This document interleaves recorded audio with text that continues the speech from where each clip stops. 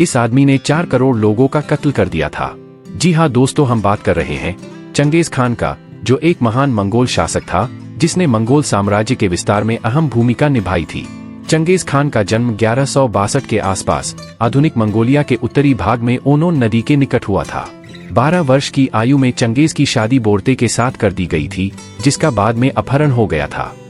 इतना महान योद्धा होते हुए भी चंगेज खान का बचपन बहुत कठिनाई में बीता। उन्हें कम उम्र से ही चंगेज को मंगोलियाई स्टेप पर जीवन की क्रूरता से लड़ने के लिए मजबूर होना पड़ा।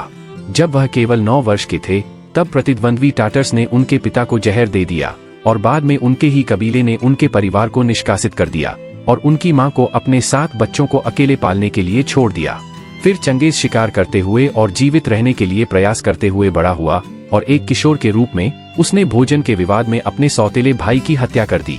उसकी किशोरावस्था के दौरान प्रतिद्वंद्वी कुलों ने उसका और उसकी युवा पत्नी दोनों का अपहरण कर लिया और भागने का साहस करने से पहले चंगेज ने एक गुलाम के रूप में समय बिताया। इन सभी कठिनाइयों के बावजूद अपने 20 के दशक की शुरुआत में उन्होंने खुद को एक योद्धा और नेता के रूप में स्थापित कर लिया था। समर्थकों की एक सेना इकट्ठा करने के बाद उन्होंने महत्वपूर्ण जनजातियों के प्रमुखों के साथ गठबंधन बनाना शुरू कर दिया। एक अनुमान के मुताबिक चंगेज खान ने अपने युद्ध अभियान के दौरान लगभग 4 करोड़ लोगों को कत्ल किया।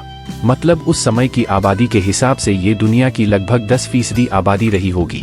लेकिन चंगेज खान की मौत के बाद मंगोल साम्राज्य छोटे छोटे राज्यों में टूट गया। चंगेज खान मंगोल साम्राज्य का संस्थापक और पहला खान था। उसने 1206 से 1227 में अपनी मृत्यु तक शासन किया। अब हैरत की बात यह है कि चंगेज खान की दाईं हथेली पर पैदाइशी खूनी धब्बा था। शायद इसके नसीब में खून करना ही लिखा था।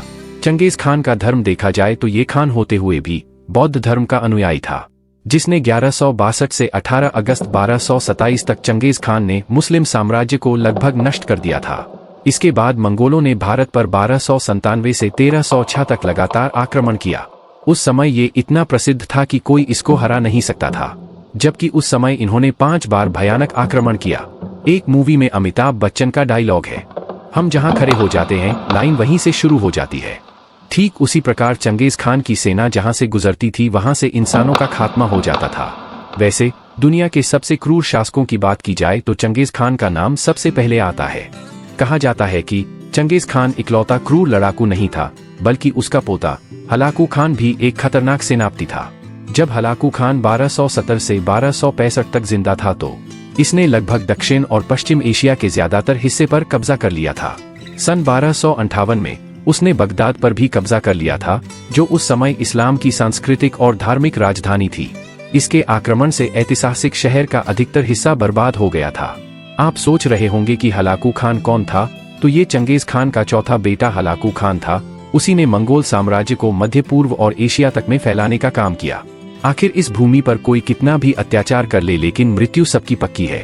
एक समय चंगेज खान शिकार करते समय अपने घोड़े से गिर गया और अगले कुछ महीनों के बाद वह तेजी से बीमार होने लगा, जिससे कि घेराबंदी की प्रगति धीमी हो गई, क्योंकि उनके बेटों और कमांडरों ने उनसे अभियान समाप्त करने और ठीक होने के लिए मंगोलिया लौटने का आग्रह किया।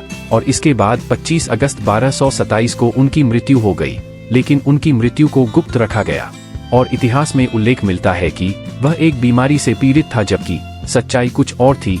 यानी चंगेज खान को एक लड़ाई के दौरान तीर लग गया था, जिससे कि इसकी बीमारी बढ़ने लगी और इंतकाम हो गई। मतलब प्रथम मंगोल साम्राज्य का अंत हो गया और दूसरे मंगोल साम्राज्य का शासक बना ओगेदेई खान। ये चंगेज खान का तीसरा बेटा था, जिसने अपने जीवन काल में 9 शादी की थी। ओगेदेई खान ने 1229 में अपने पिता का उत्तराधिकारी बना, जबकि ये सिंहासन विरासत में मिला। ओगेदेई खान ने अपने 12 साल के शासनकाल में यानी 1229 से 1241 के बीच अधिकांश रूसी क्षेत्र को अपने कब्जे में ले लिया। इसके बाद जॉर्जिया और आर्मेनिया पर भी कब्जा कर लिया और 1234 तक उन्होंने उत्तरी चीन के राजवंश को नष्ट कर दिया और पूरे चीन पर कब्जा कर लिया। इससे पहले चंगेज खान ने कभी साम्राज्य बनाने की योजना नहीं बनाई, बल्कि अपने ही बेटे ओगेदेई खान के साथ बदल गए। इसी प्रकार मंगोल शासक ने कई देशों पर शासन किया। इसके बाद ओगेदेई खान की मृत्यु 1241 में अधिक शराब पीने के कारण हो गई।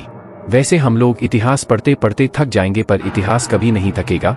दोस्तों फिर मिलते हैं एक नई वीडियो के साथ, तब तक लाइक सब्सक्राइब कर लो ताकि कोई वीडियो मिस ना हो।